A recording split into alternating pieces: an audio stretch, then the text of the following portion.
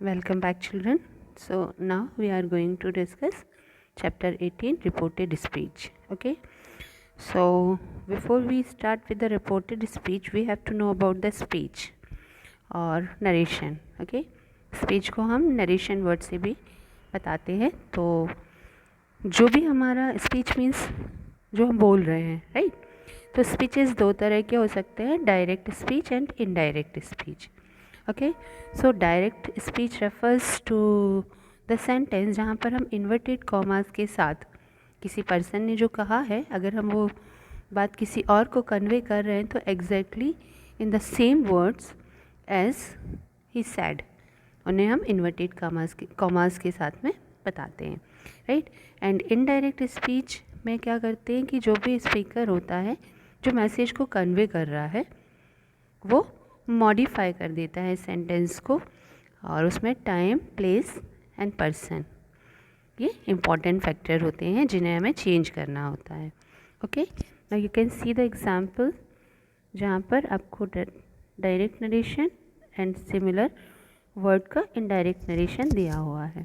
Okay, so see the direct narration. He said, then comma, inverted commas, I shall come in a few minutes. This I is for he, जो बोल रहा है उसके लिए है, right, ना कि उसके लिए जो कि मैसेज को कन्वे कर रहा है. ना see the indirect sentence for the same sentence. He said that he would come in a few minutes. तो आपने देखा that inverted commas and commas की जगह हमने दैट लगाया. यहाँ पर शैल था, ठीक है, और आई था. I turn in to he, shall को हमने वुड में टर्न किया. Okay, then come in a few minutes, इसमें कोई भी चेंजेस नहीं किए गए हैं.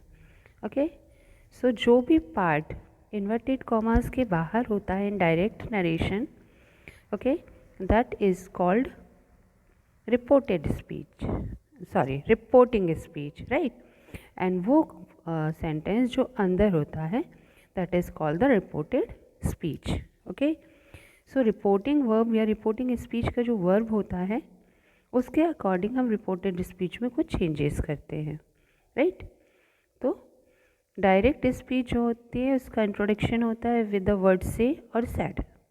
ओके, और इसे हम कहते हैं रिपोर्टिंग वर्ब. ओके, और उसी के अकॉर्डिंग हम क्या करेंगे, हमारी रिपोर्टेड स्पीच को चेंज करते हैं. तो there are few rules regarding the same.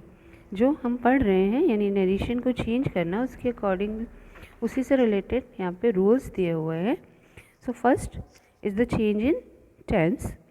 तो अगर आपका reporting verb present and future में है, ठीक है, if your reporting verb refers to this one he said, जो इन्वर्टेड कॉमास के बाहर है. तो अगर वो प्रेजेंट एंड फ्यूचर टेंस में है तो हमारा रिपोर्टेड स्पीच के टेंस में कोई भी चेंजेस नहीं आएंगे.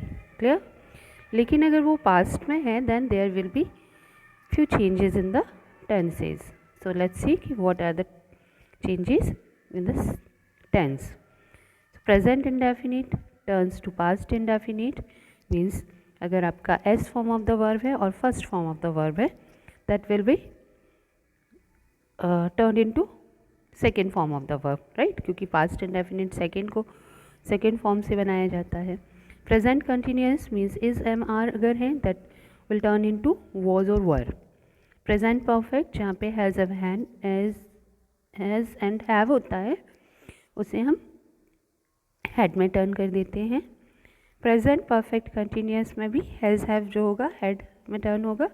बीन और आईएनजी फॉर्म सिमिलरली वहाँ पर होते ही हैं. पास्ट इंडेफिनिट को हम पास्ट परफेक्ट में चेंज करते हैं. Means if the sentences I wrote a letter, then उसे हमें जब हम नरेशन चेंज करेंगे तो जो भी प्रोनाउन में चेंज होगा उसके बाद wrote will turn into had written. ठीक है, past continuous turns into past perfect continuous.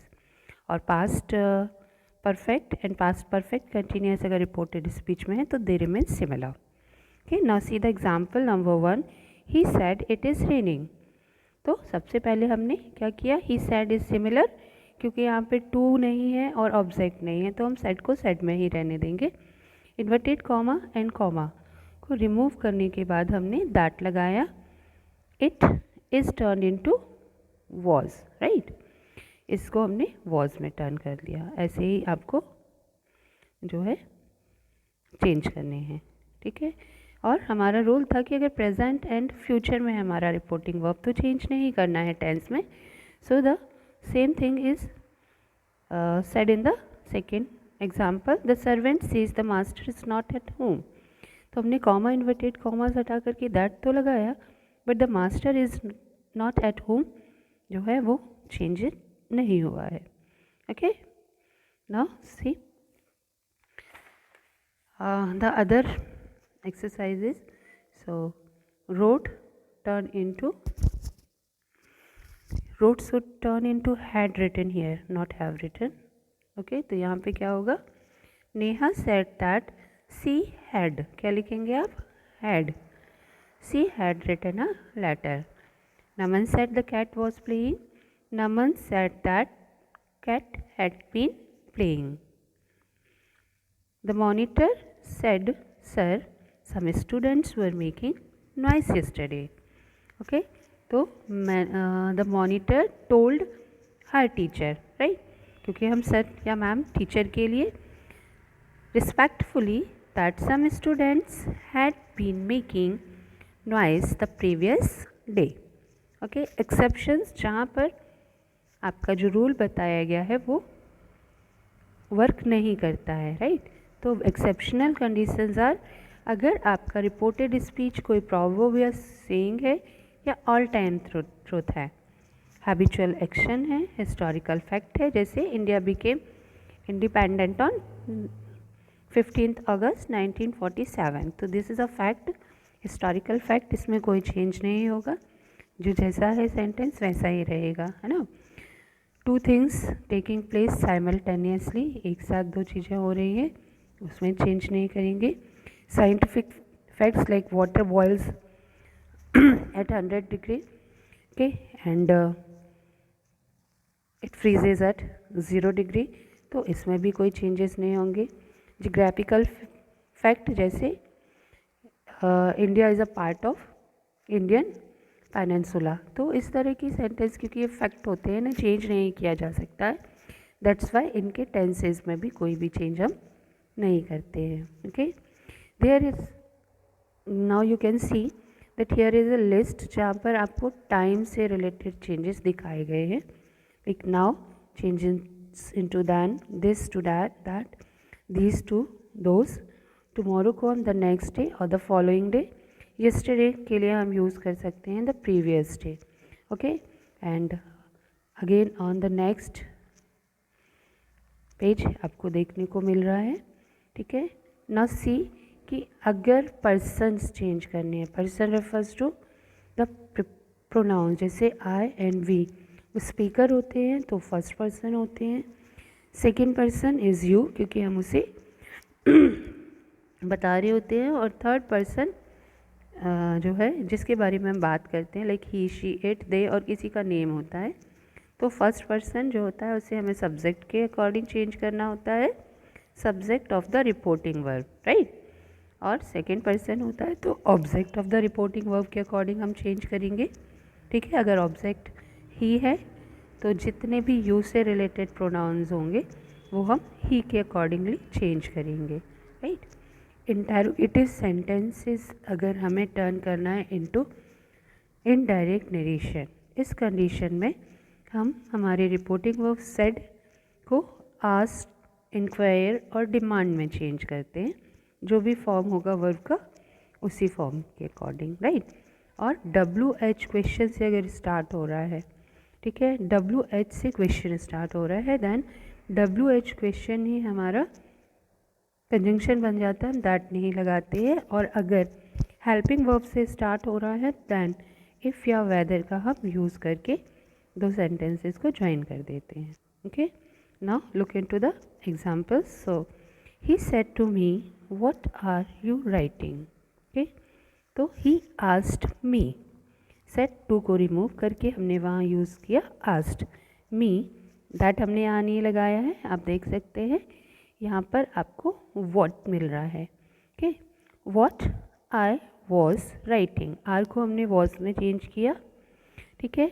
You जो है वहाँ पे अकॉर्डिंग टू ऑब्जेक्ट, ठीक है, हमने आई में चेंज किया।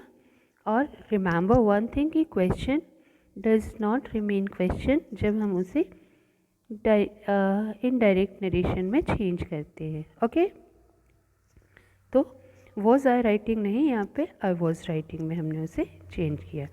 ना look to example third, I said to him are you in your sense, I asked him if he was in his sense. तो यू एंड योर, यहाँ पर आपको दो प्रोनाउंस मिले जो कि यू से रिलेटेड थे, और हमने यहाँ पढ़ा था कि यू अगर हम चेंज करना चाहते हैं तो हमें रिपोर्टिंग स्पीच का जो है क्या देखना पड़ेगा, ऑब्जेक्ट देखना पड़ेगा। Okay, now let's see the next one. So here how to change imperative sentence. तो इम्पैरेटिव सेंटेंस में अगर आपको कमांड फील हो रही है रिपोर्टेड स्पीच में, तो आप वहाँ पे order, command, bid, change and require use करेंगे। अगर रिक्वेस्ट फील हो रहा है देन आप क्या करेंगे, वहाँ पे request, bag, ask and trade, इस तरह के। एडवाइस के लिए एडवाइस, अर्ज, परस्यूड, एग्जॉर्ट, ओके, इस तरह के वर्ड्स। और लिंकिंग वर्ड यहाँ पे टू होगा, यानी दैट नहीं हम लगाते हैं बल्कि टू लगाते हैं। तो look at the example number one, he said to the policeman please save me. तो रिक्वेस्ट थी, that's why said to will turn in to requested. He requested the policeman to save him. Okay, please हमने हटा दिया, उसकी जगह हमने यहाँ पे वर्ब में बताया कि रिक्वेस्ट कर रहा है। The old man said to her obey your elders. The old man advised, said to turn into advised her to obey her elders. Okay, now see sixth number, यहाँ changing exclamatory sentences into indirect narration। तो यहाँ पर आपका जो reporting verb said है उसे हम pray, cry, exclaim, bless और विश में जो है वो उसे बदल देंगे, ठीक है। एंड आप देखेंगे कि वहाँ पर किस तरह की कंडीशन है। तो अलॉस का मतलब होता है दुख। She exclaimed with sorrow word use हमने किया, that she was ruin. Farewell my friends, he bade his friends farewell. Okay, तो यहाँ पर आपको अकॉर्डिंग टू द सेंटेंस, अगर वो फुल सेंटेंस है तो आप दैट लगाते हैं, लेकिन अगर वो फुल सेंटेंस नहीं है तो देयर आर फ्यू रूल्स जो हमें फॉलो करने होते हैं। जैसे he bade his friend farewell, यहाँ पे सिर्फ एक वर्ड था तो हमने उसे विदाउट एनी कंजंक्शन हमारे सेंटेंस में जो है वो एडजस्ट कर दिया। Okay, now changing let. Let is used to express suggestion, proposal, request and command, right. तो you can see the example number one, he said to me let us go for a picnic। okay, तो यहाँ पर he proposed to me that we should go for a picnic। तो let को इन्होंने किस में change कर दिया, we should, they should, यानी यहाँ पे आपका एक तो वर्ब में चेंज आया, सजेशन है तो सजेस्ट, प्रपोजल है तो प्रपोज्ड, ठीक है, साउट है तो साउटेड, विश है तो विस्ड है, राइट। और लेट जो है वो हम जब रिमूव करेंगे सो हमारा हेल्पिंग वर्ब जो होगा वो शुड से रिलेटेड और माइट से जो है उसको हमें रिप्लेस करना होगा। Okay, now you can see the exercises here, ठीक है। तो the army officer said go and change your uniform at once. The army officers order to go and change your uniform, ठीक है। क्या, क्योंकि यहाँ पे यूज यानी ऑब्जेक्ट में कुछ भी नहीं है, दैट्स वाई हमने यू को यू ही लिखा हुआ है। द एंग्री टीचर सेड, तो the angry teacher ordered to leave. Okay, and so on. The rest of the exercises have been done. Only आपको लास्ट वन यानी ई एक्सरसाइज जो है वो आपको अपने से करना है एज अ होमवर्क. ओके, तो this is all about reported speech यानी direct and indirect narration. Goodbye students, have a nice day.